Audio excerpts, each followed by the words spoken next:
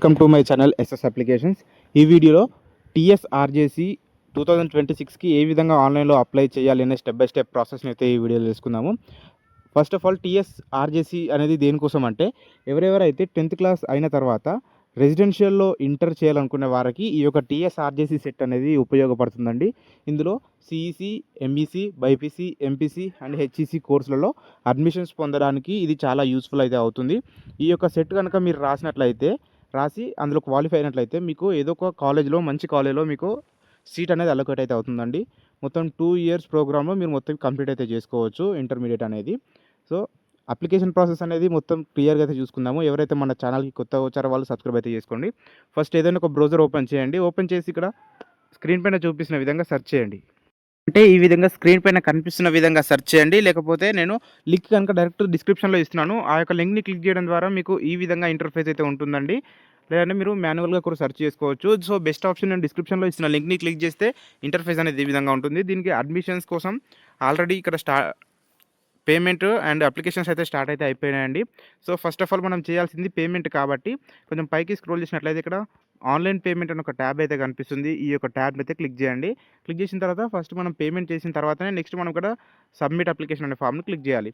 So మనం ఇక్కడ first of all online payment అనే ఆప్షన్ పైన క్లిక్ చేయండి. క్లిక్ చేసిన తర్వాత ఈ విధంగా ఇంటర్ఫేస్ అయితే వస్తుందండి.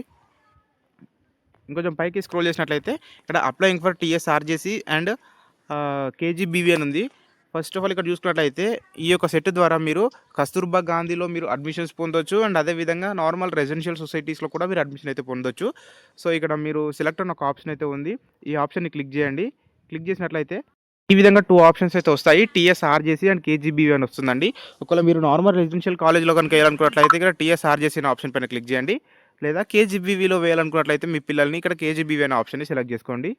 అయితే టీఎస్ఆర్జేసీకి అప్లై చేద్దాం అనుకుంటున్నా కాబట్టి టీఎస్ఆర్జేసీ అనే ఆప్షన్ సెలెక్ట్ చేసుకుంటున్నాను. నెక్స్ట్ స్టెప్లో ఇక్కడ క్యాండిడేట్ నేమ్ అయితే అడుగుతుంది. క్యాండిడేట్ నేమ్ అనేది ఎటువంటి మిస్టేక్స్ లేకుండా 10th క్లాస్ హాల్ టికెట్ అది వచ్చి అయితే ఉంటుంది ఆల్మోస్ట్ వాళ్ళందరికీ. సేమ్ అదే విధంగా ఉన్న విధంగా అయితే ఇక్కడ ఇవ్వాల్సి అయితే ఉంటుందండి. నెక్స్ట్ ఇక్కడ జెండర్ని అయితే సెలెక్ట్ చేసుకుని అయితే అడుగుతుంది. మేల్ అయితే మేలు, ఫీమేల్ అయితే ఫీమేల్. మీ యొక్క జెండర్ని అయితే మీరు సెలెక్ట్ చేసుకోండి.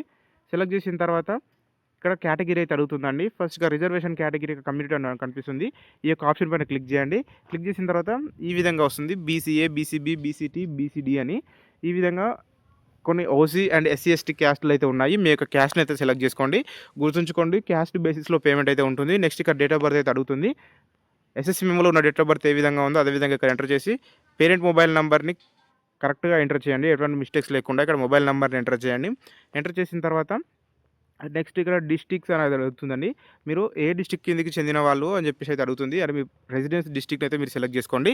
సో నేను నా రెసిడెంట్ డిస్ట్రిక్ట్ అయితే ఇక్కడ సంగారెడ్డి కాబట్టి ఇక్కడ సంగారెడ్డిని సెలెక్ట్ చేసుకుంటున్నాను. Next do you belongs to Telangana అయితే అడుగుతుంది. తెలంగాణ అయితే తెలంగాణ, ఎస్ అయితే ఎస్, లేకపోతే నో క్లిక్ చేయండి. సో నేనైతే ఇక్కడ ఎస్ క్లిక్ చేస్తున్నాను. క్లిక్ చేసిన తర్వాత ఇంకొంచెం పైకి స్క్రోల్ చేసినట్లయితే నెక్స్ట్ చూసుకున్నట్లయితే ఇక్కడ మస్ట్ పాస్డ్ 2026 ఏప్రిల్ అంటే 2026 ఏప్రిల్లో జరిగే ఎగ్జామ్స్ లోపు ఓన్లీ ఫస్ట్ అటెంప్ట్లో పాస్ అయిన వాళ్ళు మాత్రమే దీనికి అప్లై చేయడానికి ఎలిజిబుల్ అయితే అవుతుంది. ఒకవేళ ఫస్ట్ అటెంప్ట్లో కనుక పాస్ అయిన వాళ్ళు అండ్ ప్రజెంట్ అయితే ఎగ్జామ్స్ జరుగుతున్నాయి, ఎటువంటి రిజల్ట్స్ ఏం రాలేవు కాబట్టి ఇక్కడ కంపల్సరీగా మీరు ఎస్ పెట్టేసి మాత్రమే అప్లై చేయండి.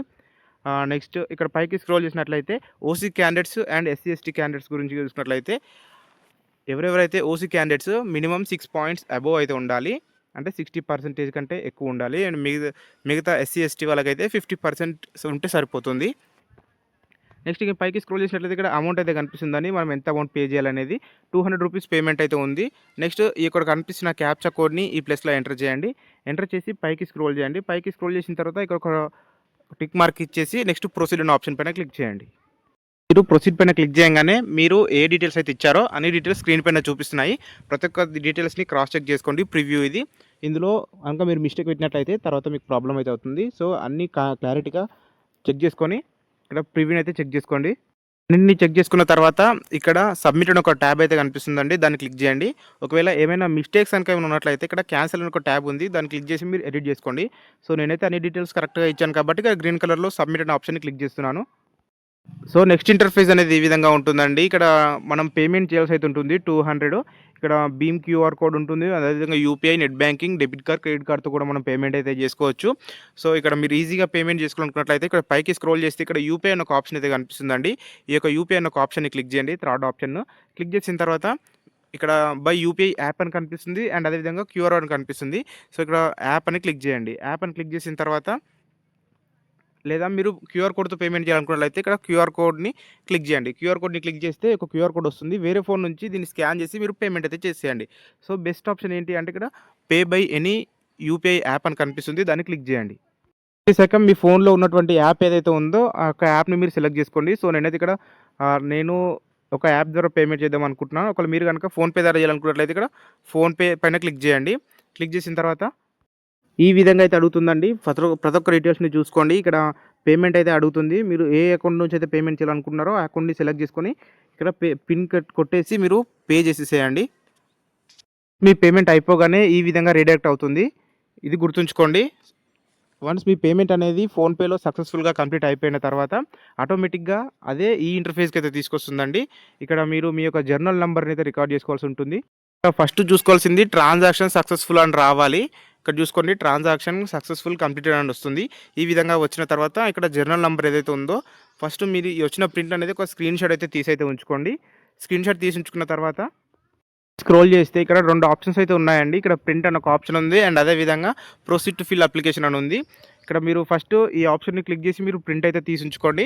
నెక్స్ట్ తర్వాత మీరు ప్రొసీడ్ టు ఫిల్ అప్లికేషన్ ఒక బటన్ అయితే కనిపిస్తుంది గ్రీన్ కలర్‌లో సెకండ్ బటన్ దాన్ని క్లిక్ చేయండి. వన్స్ మీరు క్లిక్ చేసిన తర్వాత ఇంటర్ఫేస్ అనేది ఈ విధంగా ఉంటుందండి. కొంచెం పైకి స్క్రోల్ చేస్తే జర్నల్ నంబర్ అయితే వస్తుంది. ఇంతకుముందే చెప్పాను. ఇంతకుముందు మీకు పేమెంట్ అయిపోయిన తర్వాత వచ్చిన జర్నల్ నంబర్ ఏదైతే ఉందో ఆ యొక్క జర్నల్ నంబర్‌ని ఇక్కడ ఎంటర్ చేసి డేట్ ఆఫ్ పేమెంట్‌ని సెలెక్ట్ చేసుకొని నెక్స్ట్ డేట్ ఆఫ్ బర్త్‌ని అయితే సెలెక్ట్ చేసుకోండి. చేసిన తర్వాత మీరు మీ యొక్క ఫోటో అనేది అప్లోడ్ చేయాల్సి అయితే ఉంటుందండి. ఫోటో అండ్ సిగ్నేచర్ క్యాండిడేట్‌కి సంబంధించిన ఫోటో సిగ్నేచర్ అప్లోడ్ చేయాలి. సో, ఇక్కడ చాలామందికి డౌట్ అయితే రావచ్చు ఏ విధంగా అని. సో, నేనైతే ఫోటో అండ్ సిగ్నేచర్ 2 ఒకటే ఫోటోలో అయితే రావాలి. దీనికోసం మీరు ఏదైనా ఒక న్యూ ట్యాబ్ ఓపెన్ చేయండి. ఓపెన్ చేసి ఇక్కడ ఫోటో అండ్ సిగ్నేచర్ మెర్జ్ అని టైప్ చేయండి. చేసిన తర్వాత ఫస్ట్ వచ్చిన వెబ్సైట్ ఏదైతే ఉందో ఫస్ట్ వచ్చిన వెబ్సైట్‌ని క్లిక్ చేయండి. క్లిక్ చేసిన తర్వాత నెక్స్ట్ ఇంటర్ఫేస్ ఈ విధంగా ఉంటుంది. సో, ఇక్కడ మీరు ఫస్ట్ ఆఫ్ ఆల్ ఒక ఫోటోని అయితే సెలెక్ట్ చేసుకోండి. పాస్‌పోర్ట్ సైజ్ ఫోటోని సెలెక్ట్ చేసుకొని ఒక వైట్ పేపర్ పైన క్యాండిడేట్‌తో సిగ్నేచర్ చేయించి ఆ 2 ఫోటోస్‌ని ఇక్కడ సెలెక్ట్ చేసుకోండి. సెలెక్ట్ చేసిన తర్వాత వన్స్ మీరు ఈ విధంగా ఫోటోస్‌ని సెలెక్ట్ చేసుకున్న తర్వాత పైకి స్క్రోల్ చేయండి. పైకి స్క్రోల్ చేస్తే ఈ విధంగా ఆటోమేటిక్‌గా అయితే వచ్చేస్తుంది. ఇక్కడ డౌన్లోడ్ ఇమేజ్ అని ఒక బటన్ అయితే కనిపిస్తుంది. ఇక్కడ డౌన్లోడ్ ఇమేజ్ అనే బటన్‌ని క్లిక్ చేయండి.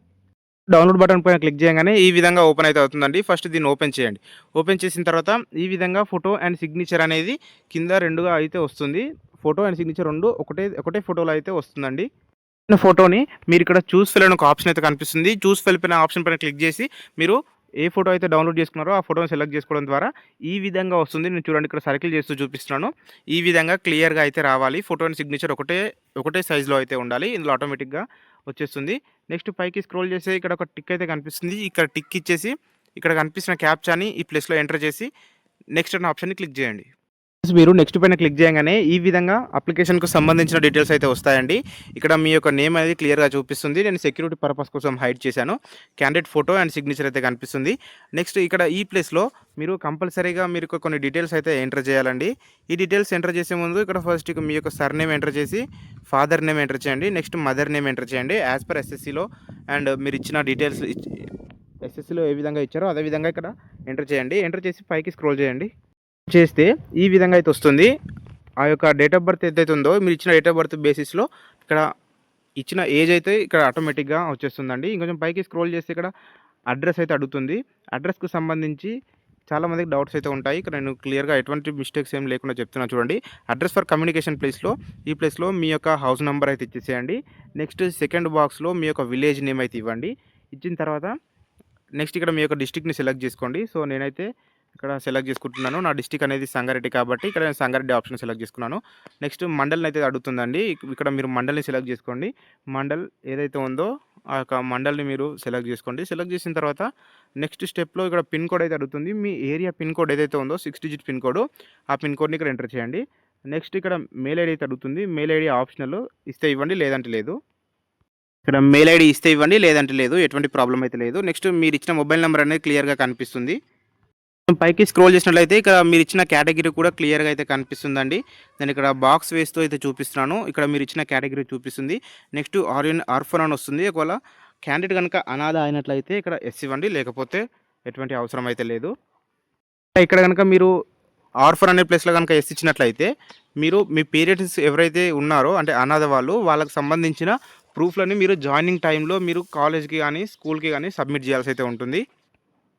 కొంచెం పైకి స్క్రోల్ చేసుకొని చూసుకున్నట్లయితే ఇక్కడ మీడియం ఆఫ్ 10థ్ క్లాస్ అనేది అడుగుతుంది. ఇక్కడ మీరు ఏ మీడియంలో చదివారో ఆ యొక్క మీడియంనైతే సెలెక్ట్ చేసుకోండి. సో, ఇక్కడ క్యాండిడేట్ చదివిందైతే ఇక్కడ ఇంగ్లీష్ మీడియం కాబట్టి ఇక్కడ ఇంగ్లీష్ అన్న ఆప్షన్ అయితే సెలెక్ట్ చేసుకుంటున్నాను. నెక్స్ట్ ఇక్కడ జనరల్ ఆర్ మైనారిటీ కేటగిరీ అనేది అడుగుతుంది. ఇక్కడ ఈ యొక్క ఆప్షన్‌ని క్లిక్ చేసుకోండి. క్లిక్ చేసిన తర్వాత ఇక్కడ జనరల్ అన్న ఆప్షన్‌ని సెలెక్ట్ చేసుకోండి. తర్వాత next group and course option అని కనిపిస్తుంది. ఈ ఆప్షన్‌ని క్లిక్ చేయండి. మీరు ఏ కోర్స్‌లో అడ్మిషన్ తీసుకోవడానికి చూస్తున్నారో ఆ యొక్క కోర్స్ అనేది మీరు ఇక్కడ సెలెక్ట్ అయితే చేసుకోండి. మీరు కోర్స్‌ని సెలెక్ట్ చేసుకున్న తర్వాత ఇక్కడ mention district by study native native అని కనిపిస్తుంది. అండ్ మీరు దీని అర్థం ఏంటి అంటే 4థ్ నుంచి 7థ్ అంటే 7 ఇయర్స్ ప్రీవియస్ 7 ఇయర్స్ ఒకటే డిస్ట్రిక్ట్‌లో చదివారా అనేది అడుగుతుంది. ఇక్కడ ఒకటే డిస్ట్రిక్ట్‌లో చదివినట్లయితే ఇక్కడ ఏ డిస్ట్రిక్ట్‌లో అయితే చదివారో ఆ యొక్క డిస్ట్రిక్ట్ పైన మీరు సెలెక్ట్ చేసుకోవాల్సి అయితే ఉంటుంది. సో, ఇక్కడ సెలెక్ట్ నేటివ్ డిస్ట్రిక్ట్ అని కనిపిస్తుంది. దీనిపైన క్లిక్ చేస్తే మీ యొక్క ఓల్డ్ డిస్ట్రిక్ట్స్ అయితే కనిపిస్తాయండి. ఓల్డ్ డిస్ట్రిక్ట్స్ పైన మీరు సెలెక్ట్ చేసుకోవాల్సి అయితే ఉంటుంది. సెలెక్ట్ చేసిన తర్వాత నెక్స్ట్ ఇక్కడ రిజర్వేషన్ అండర్ అనేది కనిపిస్తుంది. ఒకవేళ అప్లై చేసే క్యాండిడేట్‌కి ఏవైనా స్పోర్ట్స్‌లో ఏవైనా certificates national level, state level, district level ఏవైనా సర్టిఫికేట్స్ ఉంటే ఇక్కడ మీరు యెస్ ఇవ్వండి. లేదంటే అవసరం లేదు. నెక్స్ట్ ఇక్కడ సీఏపీఐ చిల్డ్రన్ ఆఫ్ ఆర్మ్డ్ పర్సన్ అని కనిపిస్తుంది. ఇక్కడ నో ఇవ్వండి. పైకి స్క్రోల్ చేస్తే ఆర్ ఏ డిజేబుల్డ్ పర్సన్ అని కనిపిస్తుంది. ఒకవేళ క్యాండిడేట్ గనుక ఫిజికల్లీ హ్యాండిక్యాప్డ్ అయినట్లయితే ఇక్కడ యెస్ లేకపోతే నో ఇవ్వండి. సో, నేనైతే ఇక్కడ నో ఇచ్చేస్తున్నాను. నెక్స్ట్ ఇక్కడ మీ 10థ్ క్లాస్‌కు సంబంధించిన క్వాలిఫికేషన్ డీటెయిల్స్ అయితే ఇవ్వాలి. ఫస్ట్ ఇక్కడ బోర్డ్‌నైతే సెలెక్ట్ చేసుకోవాలండి. బోర్డ్ పైన ఇక్కడ సెలెక్ట్ బోర్డ్ అనే ఆప్షన్ పైన క్లిక్ చేయండి. క్లిక్ చేసిన తర్వాత ఈ విధంగా ఇంటర్ఫేస్ అయితే ఉంటుంది. ఇందులో మీ యొక్క బోర్డ్ ఏదైతే ఉందో బోర్డ్‌ని సెలెక్ట్ చేసుకోండి. సో, నేనైతే ఇక్కడ board of secondary education Telangana అని సెలెక్ట్ చేసుకుంటున్నాను ఫస్ట్ ఆప్షన్‌ని. సెలెక్ట్ చేసుకున్న తర్వాత హాల్ టికెట్ నంబర్ అయితే అడుగుతుంది. ఈ యొక్క హాల్ టికెట్ నంబర్ ఏదైతే ఉందో ఆ యొక్క హాల్ టికెట్ నంబర్‌ని ఇక్కడ ఎంటర్ చేయండి. లో మీరు ఎగ్జామినేషన్స్‌కి సంబంధించి టీఎస్ఆర్జేసీ ఎగ్జామ్ అనేది ఎక్కడ రాయాలనుకుంటున్నారు అని చెప్పేసి ఇక్కడ ఒక ఎగ్జామినేషన్ సెంటర్ అయితే అడుగుతుంది. సెలెక్ట్ ఎగ్జామ్ సెంటర్ డిస్ట్రిక్ట్ అని అయితే అడుగుతుంది. ఫస్ట్ డిస్ట్రిక్ట్‌ని సెలెక్ట్ చేసుకోండి. సో, మీ ఇక్కడ ఈ విధంగా డిస్ట్రిక్ట్స్ అయితే కనిపిస్తుంది. ఇక్కడ ఓల్డ్ డిస్ట్రిక్ట్స్ కనిపిస్తున్నాయి. కొన్ని న్యూ డిస్ట్రిక్ట్స్ కూడా కనిపిస్తున్నాయి. మీ యొక్క డిస్ట్రిక్ట్‌ని అయితే సెలెక్ట్ చేసుకోండి. సెలెక్ట్ చేసిన తర్వాత ఇంకొంచెం పైకి స్క్రోల్ చేస్తే ఆ కాలేజ్ ప్రిఫరెన్సెస్ అడుగుతుంది. మీరు ఏ కాలేజ్‌లలో మీకు అడ్మిషన్ పొందాలనుకుంటున్నారో అయితే అడుగుతుంది. ఒకవేళ మీరు గనుక ఎగ్జామ్ గనుక పాస్ అయినట్లయితే మీరు ఇక్కడ ఇచ్చిన ప్రయారిటీని బట్టి మీకు సీట్ అనేది అలొకేట్ అయితే అవుతుందండి. మీరు వీటిని కరెక్ట్‌గా ఇవ్వాల్సి అయితే ఉంటుంది. నేను ఎటువంటి మిస్టేక్స్ లేకుండా క్లియర్‌గా అయితే చెప్తాను. సో, మీరు ఇక్కడ ఫస్ట్ స్టెప్‌లో మీకు కాలేజెస్ ఇవ్వాలని అయితే చెప్పాను. ఈ కాలేజెస్ ఇచ్చే ముందు మీరు ఇక్కడ టిక్ అయితే ఇవ్వండి. టిక్ ఇచ్చేసిన తర్వాత మీరు ఏ సెలెక్ట్ చేసుకునే కోర్స్‌ని బట్టి ఇక్కడ కొన్ని కాలేజెస్ అయితే కనిపిస్తున్నాయండి.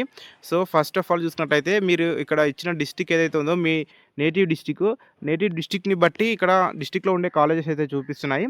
సో, ఇక్కడ first of all colleges list అనేది ఒక 3, 4 కాలేజెస్ అయితే కనిపిస్తున్నాయి.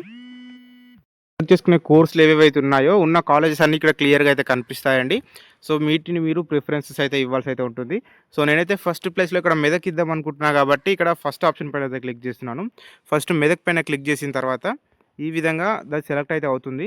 మెదక్ పైన క్లిక్ చేసిన తర్వాత బ్లూ కలర్ వస్తుంది. సో, మీరు క్లిక్ చేసిన తర్వాత ఇక్కడ ఈ యొక్క ఫస్ట్ ఆప్షన్ అయితే క్లిక్ చేయండి. ఇది క్లిక్ చేయడం ద్వారా ఈ విధంగా సైడ్‌కి అయితే వచ్చేస్తుంది. నెక్స్ట్ మీరు ఇవ్వాల్సిన ప్రిఫరెన్సెస్‌ని ఇక్కడ క్లిక్ చేసి సేమ్ మళ్ళీ సైడ్‌కి క్లిక్ చేయండి. ఈ విధంగా క్లిక్ చేసిన తర్వాత 3 కాలేజెస్ అనేటివి ఆటోమేటిక్‌గా ఎన్ని కాలేజీలు అయితే ఉన్నాయో అన్ని కాలేజీలు కూడా స్క్రీన్ పైన కనిపిస్తాయి. దాన్ని మీరు కరెక్ట్‌గా చెక్ చేసుకోండి.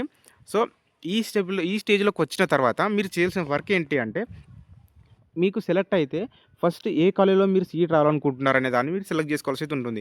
సో, నేనైతే ఇక్కడ ఫస్ట్ ప్లేస్‌లో ఇక్కడ మెదక్ ఇద్దాం అనుకుంటున్నా కాబట్టి ఇక్కడ మెదక్ ఆప్షన్ క్లిక్ చేసి ఇక్కడ అప్ అండ్ డౌన్ అని ఒక ఆప్షన్స్ అయితే ఉన్నాయి. సెలెక్ట్ చేసుకున్న ఆప్షన్ పైకెళ్ళాలనుకున్నట్లయితే ఇక్కడ అప్ అనే ఆప్షన్ సెలెక్ట్ చేసుకోండి.